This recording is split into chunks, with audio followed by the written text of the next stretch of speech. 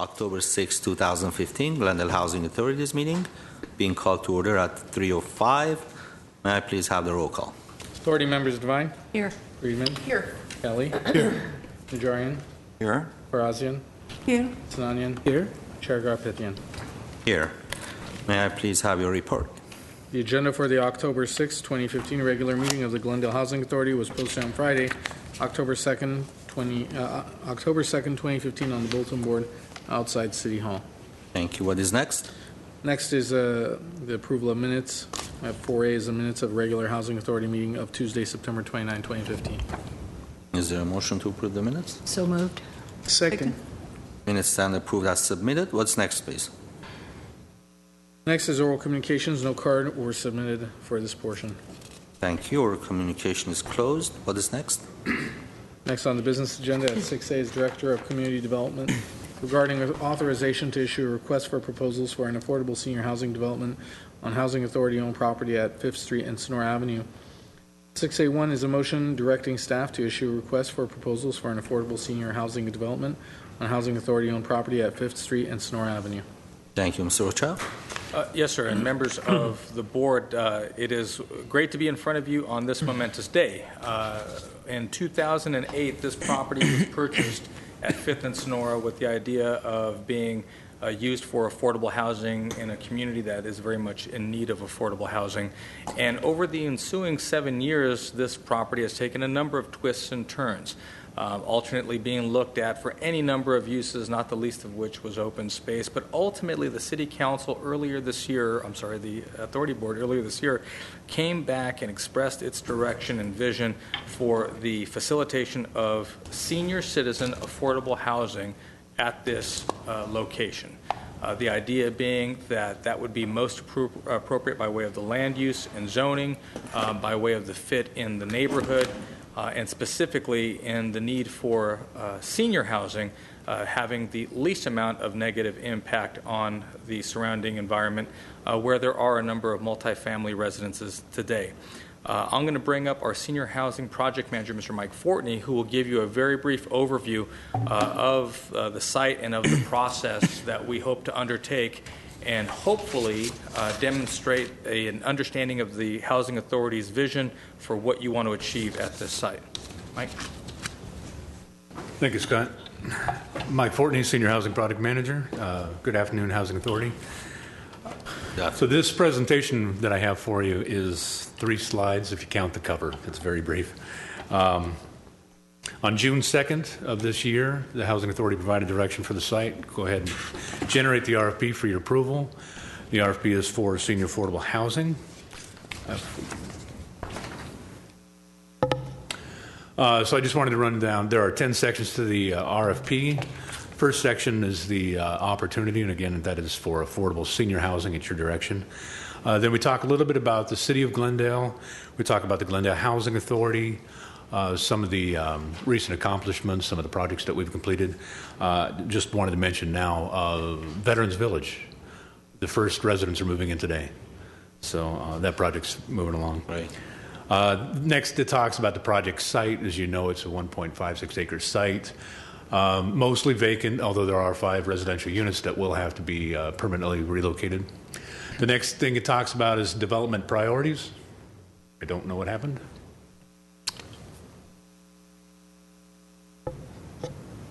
Okay, we're back on track. Development priorities. So the RFP basically says, we want a very well-designed project, but we didn't cap the number of units that the project had to be. We just wanted a nice blend of density and open space. And we would be looking for amenities both for the project and possibly for the community as well.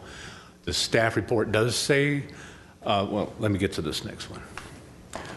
It talks about the zoning out there is primarily R2250, although there's one commercial lot out there also. And it talks about, by code, there's 39 units that would be allowed. Per the density bonus, 53 units would be allowed. But it also says that the Housing Authority in the city would consider more units, 70 units or more, if it was designed well, and if you get the open space and if you get those amenities. So it does not cap the number of units, and that's per your direction of June 2nd.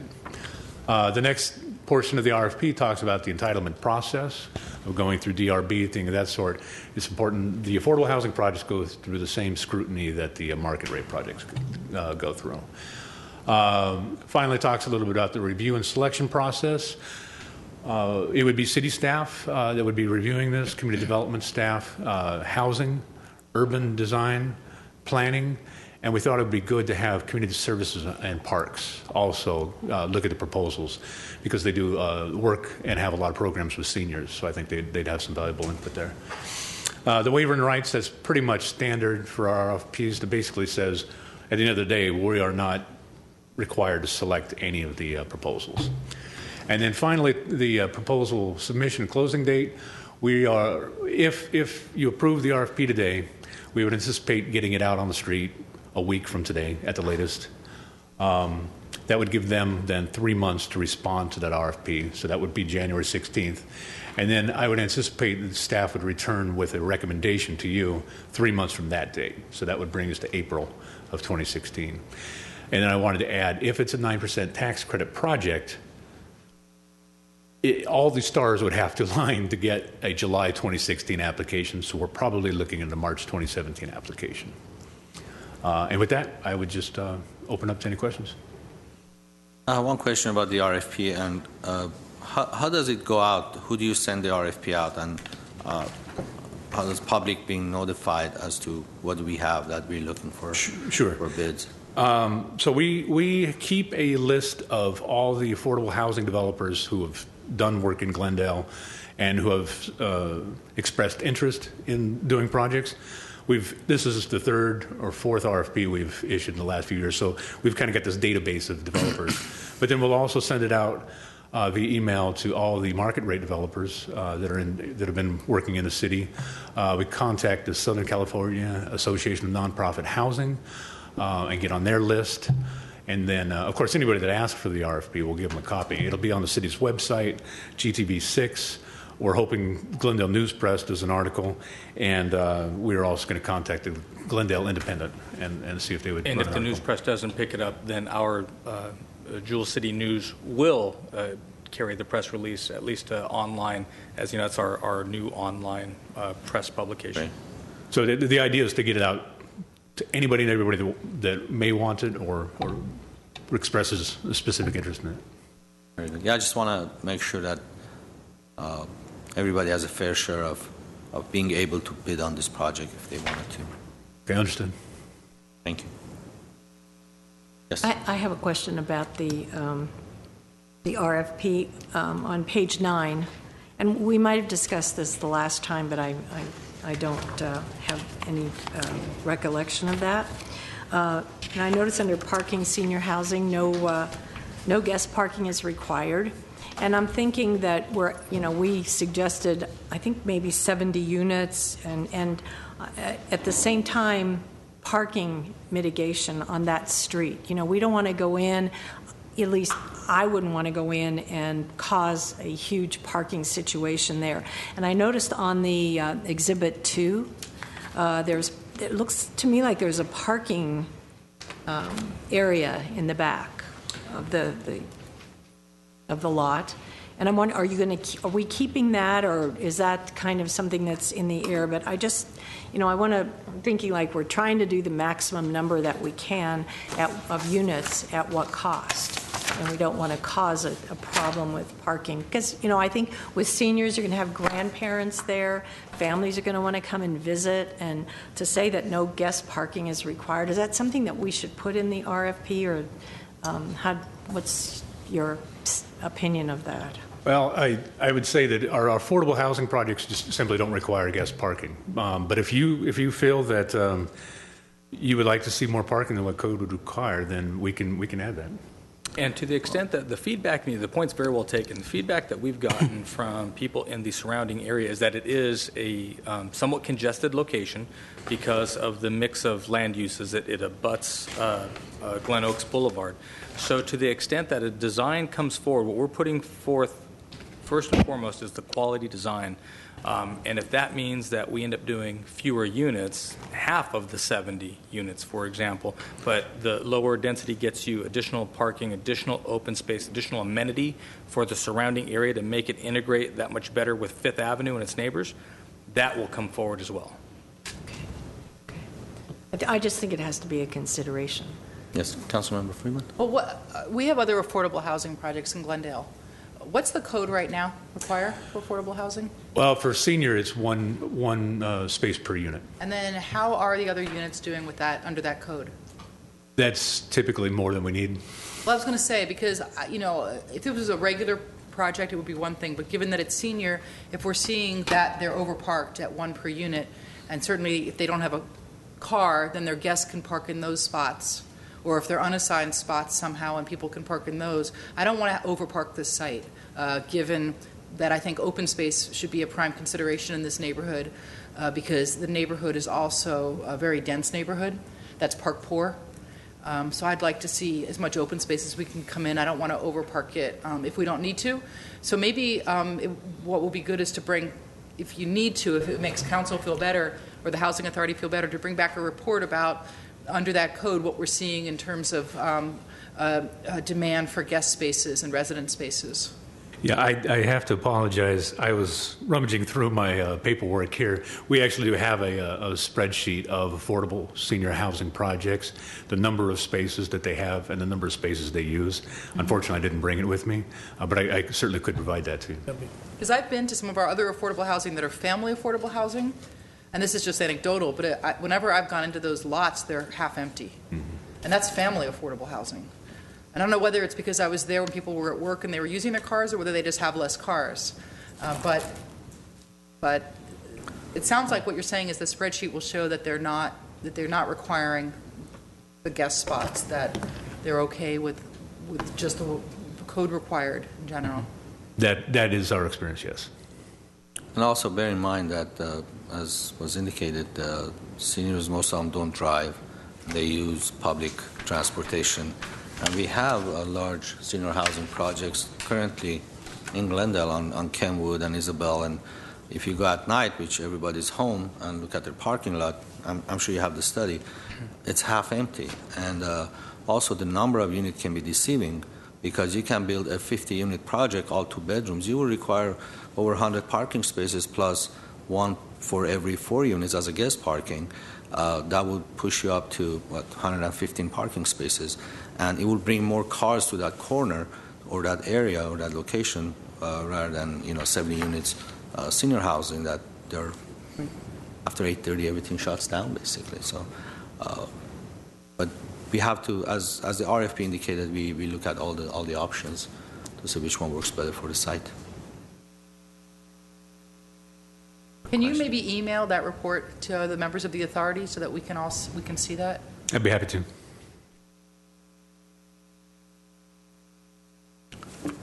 So, Senator, thank you. So, Mr. Fortney, the report indicates we were interested in 70 units or more. Does that reflect what the Housing Authority had discussed before? Right. I reviewed the tape from June 2nd just to make sure, and nobody on the Housing Authority gave a cap.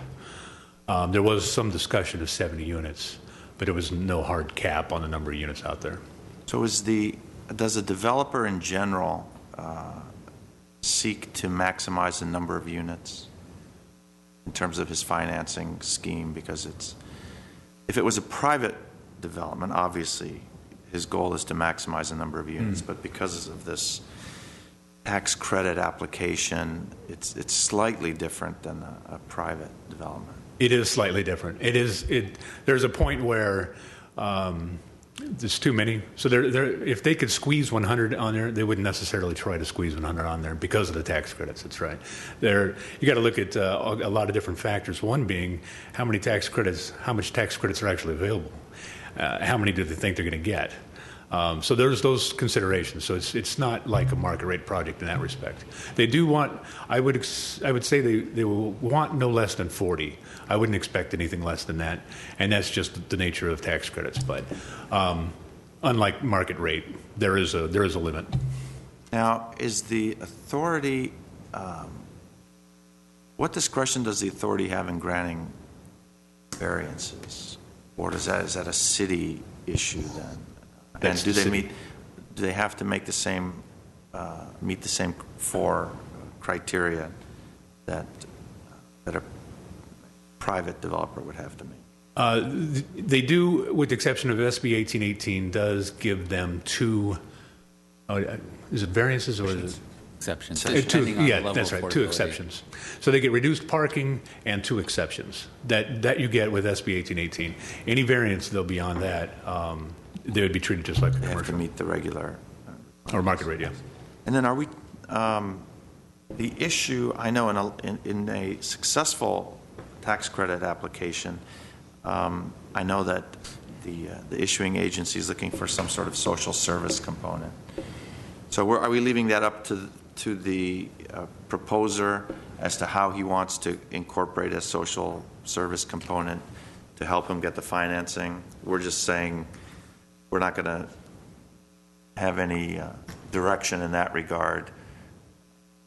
Leave it up to you as to how you want to do that, or do we want to? Is there any sort of, let me put it this way, is there any sort of social service component that we would like to include and mandate in the RFP so we can get not just the building, not just the number of units, but the type of services that maybe we're looking for the seniors as well? The RFP as it's drafted does not point to any specific social service or any service provider for the site. It's silent on that. The tax credits have kind of a standard that all the developers are required. But if you wanted anything beyond that, you can certainly have it. Is there anything that we would want, or just back off and let the private? I think more the latter, sir, because unlike the Meta Housing project in downtown, it's part of the Arts and Entertainment District, in collaboration with a longstanding nonprofit partner, where it kind of lends itself to it, to the extent this is somewhat of a set-aside location there at 5th and Sonora. I would think that if it's going to be seniors, it's likely going to be some type of health, wellness, and mental health. And that probably is quite enough and can serve as a resource to the entire area. The Grandview Branch Library, for example, just down the street. So if there was going to be partnership collaboration with the school district or with the libraries, that really kind of lends itself. I think as these RFPs go out, you'll see the proponents who are very serious come in, take the tour with us, and want to understand, okay, what is the council and authority board's interest here? If we look at the surrounding uses, both in terms of land use as well as the height of the buildings, what is most palatable to the neighbors, that as much as anything else, as well as even the discussion on open space and parking, is going to shape the edges of the envelope of what this project is.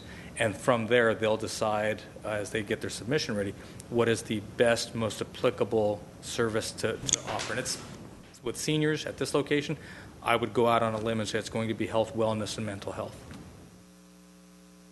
Not going to be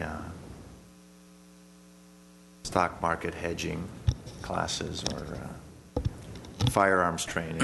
I'm going to guess no. You're going to stick to the basics. I'm going to guess no. Maybe we Health, can get very wellness, exotic and tie in the mental Brand health. Library versus the Grandview.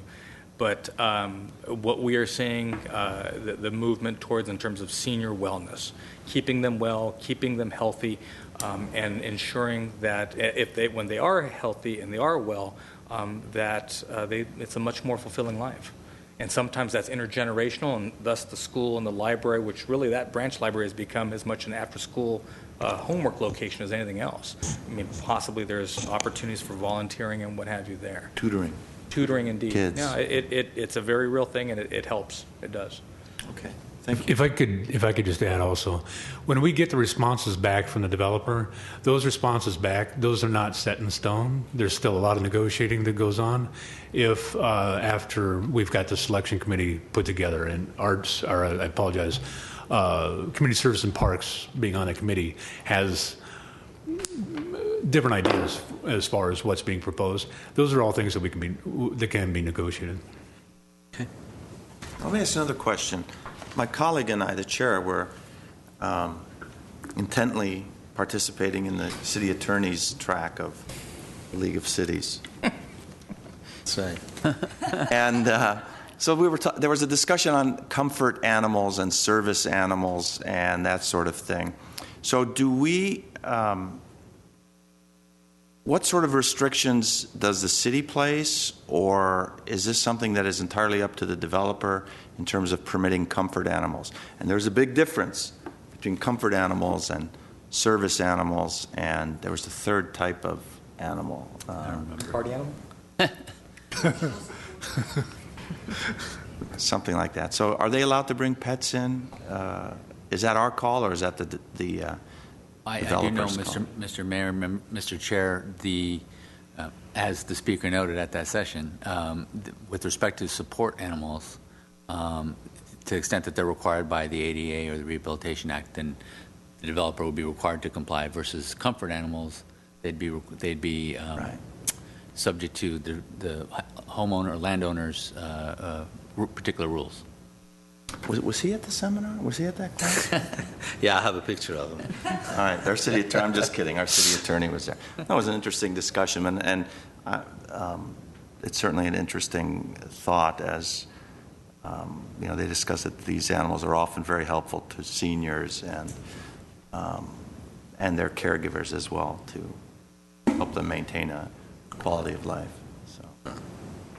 Can we make that one of the requirements, that they allow small animals or big animals? Yes, Mr. Chair, members of the authority, you could. I think it might be premature to try to include that now in the RFQ. As you had mentioned with regards to law, fair housing law, service animals, which are always classified as being dogs, they are allowed to have that. You can't prohibit them from having that. But then you start to get into the area of having comfort animals and things like that, and that's where landlords have some leeway. Right. I mean, I wasn't at the seminar, but I would think that elderly people, especially if they're alone, to have a cat, a dog is very comforting, and I would hate to have a project that where it's excluded.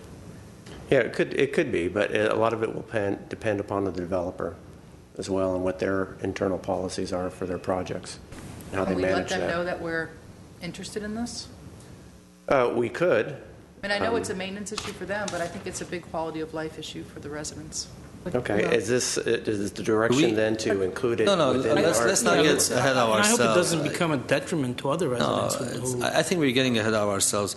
I mean, some people are very... Let's older just people. go through the RFP and get this thing started. We have another year and a half, 2 years until this thing even breaks ground, if it gets if you can break ground at that time.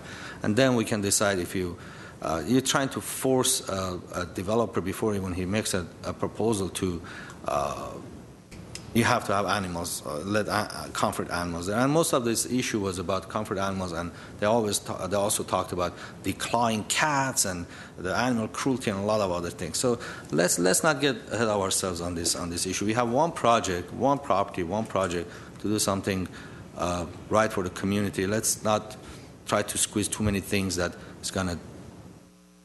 Well, let me just ask, though, Chair. if we don't say that up front, if we get a developer that absolutely will not entertain animals, then we're stuck. We won't be able to make that decision later. I would think that at that point you would have a developer that, if a developer is faced with the choice of not having pets in their building versus having an affordable housing project developed, I think they would modify their policies to allow that to happen. We'd have to let them know that before we break ground, or before they build. I think the timing would be, Mr. Mayor, Mr. Chair, members of the authority, would be, you do the RFP, you get the proposals. When you go to select the proposer, you let them know if it's the desire of the housing authority, the desire of the majority of the housing authority, you let them know that that's going to be one of the requirements to getting the ultimate contract. Yeah, and what's our track record? Do any of our other housing developments, affordable housing developments, allow animals? They may No? and they may not. Actually, no. it's not been an issue that's been brought up to us. So we've not been made aware of a development community that we've sponsored that prohibits them, and it's an issue with the tenant. And so I couldn't answer. Okay. But we never mandated it. We No. never enforced it. No. So I'd love at some point to find out when, at the right time, when the proposals come in. I'd like to have that discussion. I don't know about that. So. We can speak to the proposers, I guess, and get their understanding as to how easy it is or how difficult it is to incorporate. and make our decision. I was going to mention too, absolutely, we can communicate that to them. A link to this hearing will be included, as was the June 2nd. So anyone who's responsible is going to submit will take the time to watch this hearing and see your concerns. But for the record, we don't have a vote and we don't have the consensus on this issue. So if for public and everybody who's going to participate in the RFP, this is not a mandate. We're not enforcing this issue. Exploring the concept. Everything starts from exploring, Mr. Mayor. So yes. I have a question. For the ninth parcel, which is commercial zoned, so what is going to happen that parcel, and which one is on the map? Which one is it on the map? It's Yes, the, and what is the going to surface happen parking that- lot. Yes. I can't tell you what will happen with it because it'll be up to the developers to basically submit their proposals. It may be that gets rezoned residential. It really depends on how they lay the site out. Unfortunately, I can't answer it until we see the proposals. Yeah.